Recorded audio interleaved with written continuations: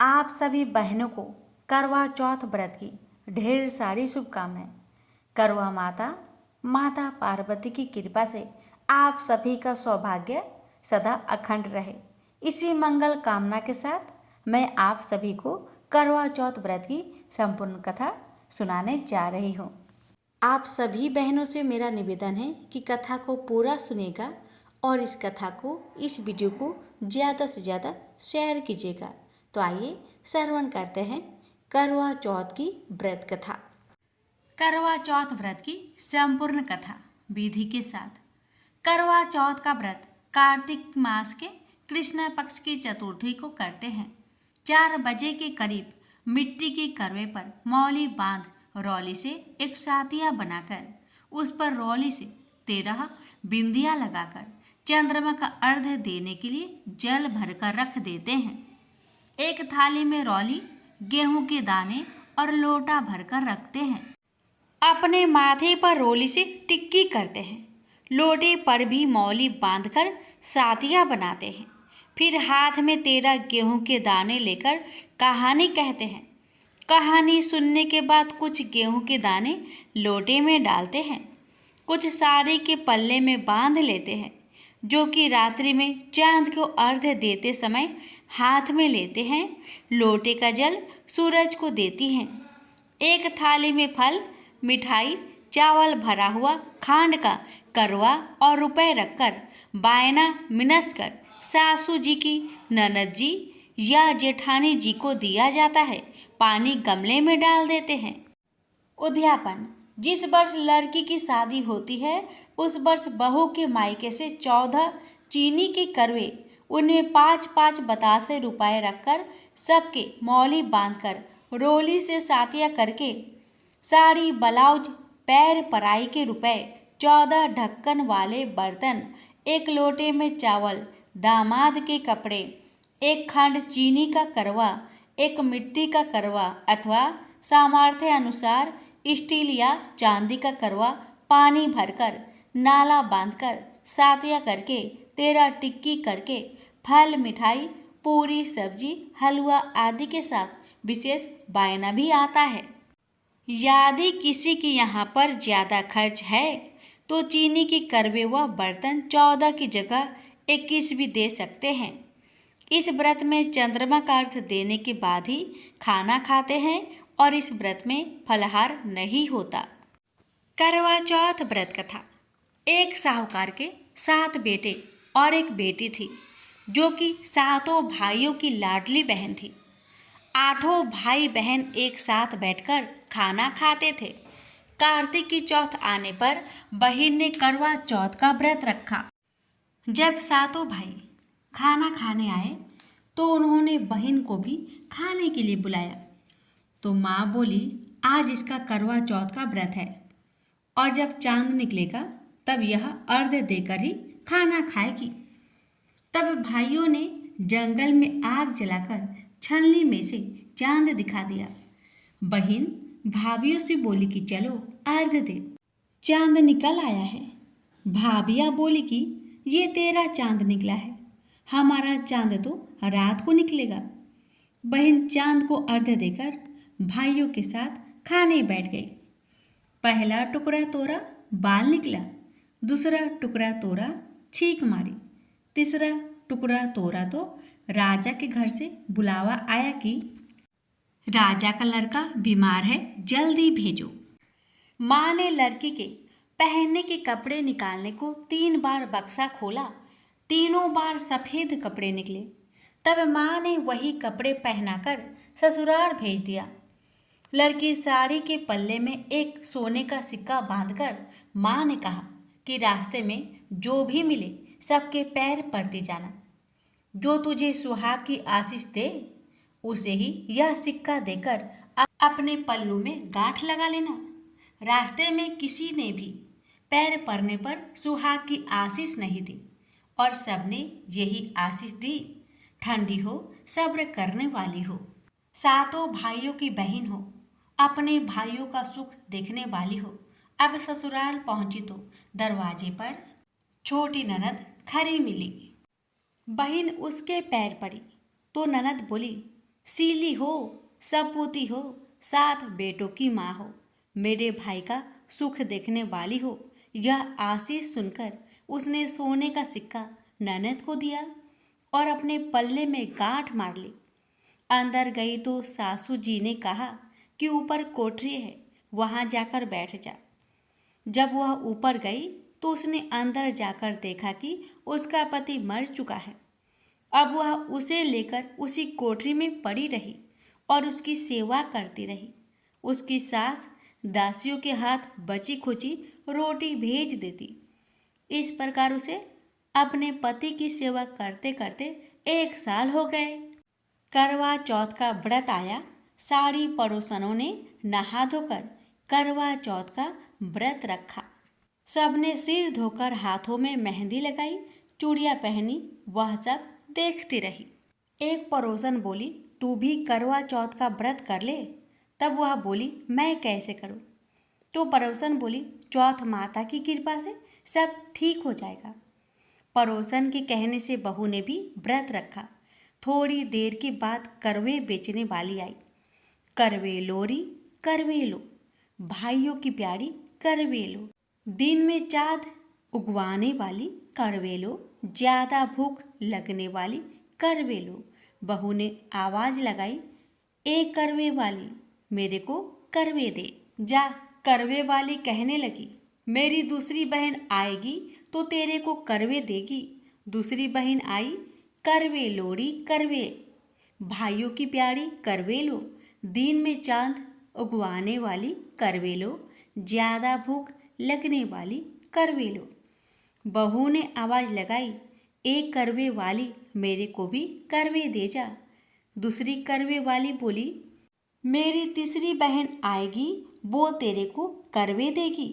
इस प्रकार 5 बहनें आकर चली गई, पर किसी ने भी करवे नहीं दिए। फिर छठी बहन आई और बोली, मेरी 7वीं बहन आएगी, वह तुझे करवे देगी। तू सारे रास्ते में कांटे बिखेर कर रख देना, तब उसके पैर में कांटा चुभ जाएंगे तो वह खूब चिल्लाती हुई आएगी। तब तू सुई लेकर बैठ जाना और उसका पैर पकड़कर मत छोड़ना और उसके पैर का कांटा निकाल देना। वह तुझे आशीर्वाद देगी तो तुम उससे करवे मांग लेना, तब वह तुझे करवे देकर जाएगी। तब तू उद्यापन करना, जिससे तेरा पति अच्छा हो जाएगा। अब उसने वैसा ही किया। सारे रास्ते में कांटे बिछा दिए। जब 7वीं बहन करवे लेकर आई तो पाँव में कांटा चुभने के दर्द से खूब चिल्लाती हुई आई। तो उसने उसका पैर पकड़कर छोड़ा नहीं और उसका कांटा निकाल दिया। जब उसने आशीर्वाद दिया तब बहू ने उनके पैर पकड़ लिए और बोली कि जब तूने मुझे आशीर्वाद दिया है तो करवे भी देकर जाएगी। उसने बोला, तूने तो मुझे ठग लिया। यह कहकर चौथ माता ने उसे आँख में से काजल, नाखूनों पर से मेहंदी, मांग में से सिंदूर और तितली अंगूठी का छींटा और साथ ही करवे भी दे दिए। अब करवे लेकर बहू ने उद्यापन की तैयारी की और व्रत रखा। राजा का लड़का ठीक हो गया और बोला, मैं बहुत सोया। वह बोली, सोए नहीं, 12 महीने हो गए आपकी सेवा करते करते। कार्तिक की चौथ माता ने सुहाग दिया है। उसका पति बोला कि चौथ माता का उद्यापन करो। अब उसने चौथ माता की कहानी सुनी। उद्यापन कर खूब सारा चूरमा बनाया और जिमकर वे दोनों चौपर खेलने लग गए। इतने में उसकी बांधी तेल की बनी पूरी सब्जी लेकर आ गई। दोनों को खेलते देखकर सासू जी जाकर बोली, महलों में खूब रौनक है, तुम्हारे बहू बेटे चौपर सार खेल रहे हैं। इतनी सुनकर सासू देखने आई। दोनों को देखकर बहुत खुश हो गई। बहू ने सासू के पैर दबाए और सासू बोली, बहू सच सच बता, तूने क्या किया? उसने सारा हाल अपनी सासू को बताया तो राजा ने सारे शहर में ढिंढोरा पिटवाया कि अपने पति के जीवन के लिए सब बहनें करवा चौथ का व्रत रखे। पहली करवा चौथ को अपने पीहर में जाकर व्रत करे। हे चौथ माता, जैसे राजा के लड़के को जीवन दान दिया वैसा सभी को देना। मेरे पति को भी देना, कहते सुनते सब परिवार की स्त्रियों को भी सुहाग देना। इसके बाद विनायक जी की कहानी भी कह सुन लेते हैं। कथा के अनुसार एक समय की बात है कि भगवान विष्णु का विवाह माता लक्ष्मी जी के साथ निश्चित हुआ। विवाह की सभी तैयारी होने लगी। सभी देवी देवताओं को निमंत्रण भेजे गए, लेकिन भूलवश गणेश जी को निमंत्रण देना रह गया था। इधर भगवान विष्णु की बारात जाने का समय आ चुका था। सभी देवता अपनी पत्नियों के साथ विवाह समारोह में शामिल होने को आए, परंतु सभी देवी देवताओं ने देखा कि गणेश जी कहीं दिखाई नहीं दे रहे हैं। तब उन सभी ने आपस में चर्चा की, क्या गणेश जी को नहीं न्योता दिया गया या गणेश जी ही नहीं आए हैं। सभी को इस बात पर बहुत आश्चर्य हुआ। इस बात पर उन सभी ने विष्णु भगवान से ही इसका कारण पूछा। विष्णु भगवान से पूछने पर उन्होंने कहा कि हमने गणेश जी के पिता भोलेनाथ, महादेव और माता पार्वती को न्योता भेजा था। यदि गणेश जी अपने पिता के साथ आना चाहते तो आ जाते, अलग से उन्हें न्योता देने की कोई आवश्यकता भी नहीं थी। दूसरी बात यह है, उनको खाने में 1.25 मन मूंग, 1.25 मन चावल, 1.25 मन घी और 1.25 मन लड्डू का भोजन चाहिए। यदि गणेश जी नहीं आएंगे तो कोई बात नहीं, दूसरे के घर जाकर इतना सारा खाना पीना अच्छा भी नहीं लगता। इतना वार्ता कर ही रहे थे कि किसी एक ने सुझाव दिया, यदि गणेश जी आते तो उनको द्वारपाल बनाकर बैठा सकते थे कि आप घर की याद रखना। आप तो चूहे पर बैठकर धीरे धीरे चलोगे तो बारात में बहुत पीछे रह जाओगे। यह सुझाव सबको पसंद आ गया, तो फिर विष्णु भगवान ने भी अपनी सहमति दे दी। तब गणेश जी को निमंत्रण देकर आमंत्रित किया और उनको समझा बुझाकर घर की रखवाली करने को बैठा दिया गया। बारात चल दी। तब नारद जी ने देखा कि गणेश जी तो दरवाजे पर ही बैठे हुए हैं, तो वे गणेश जी के पास गए और रुकने का कारण पूछा। गणेश जी कहने लगे कि विष्णु भगवान ने मेरा बहुत अपमान किया है। नारद जी ने कहा कि आप अपनी मूषक सेना आगे भेज दो तो वह रास्ता खोद देगी, जिससे उनके वाहन धरती में धंस जाएंगे। तब आपको सम्मान पूर्वक बुलाना पड़ेगा। अब तो गणेश जी ने अपनी मूषक सेना को आदेश दिया, जाओ, और सेना ने जमीन पोली कर दी। जब बारात वहां से निकली तो रथों के पहिए धरती में धंसने लगी। लाख कोशिश की परंतु पहिए नहीं निकले। सभी ने अपने अपने उपाय किए, परंतु पहिए तो नहीं निकले, बल्कि जगह जगह से टूटने लगे। किसी को समझ में नहीं आ रहा था कि अब क्या किया जाए। तब तो नारद जी ने आकर कहा, आप लोगों ने गणेश जी का अपमान किया, जिस कारण यह विघ्न आ रहे हैं। यदि उन्हें मनाकर लाया जाए तो आपका कार्य सिद्ध हो सकता है और यह संकट टल सकता है। शंकर भगवान ने अपने दूत नंदी को भेजा और वे गणेश जी को लेकर आए। गणेश जी का आदर सम्मान के साथ पूजन किया गया। फिर रथ के पहिए निकलने लगे और यह संकट टल गया। अब रथ के पहिए निकल तो गए, परंतु वे टूट फूट गए थे, तो उन्हें सुधारे कौन।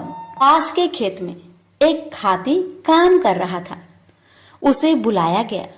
खाती अपना कार्य करने से पहले श्री गणेशाय नमः कहकर गणेश जी की वंदना मन ही मन करने लगा।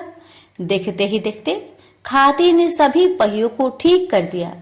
तब खाती कहने लगा कि हे देवताओं, आपने सर्वप्रथम गणेश जी को नहीं मनाया होगा और न ही उनकी पूजन की होगी, इसलिए तो आपके साथ यह संकट आया है।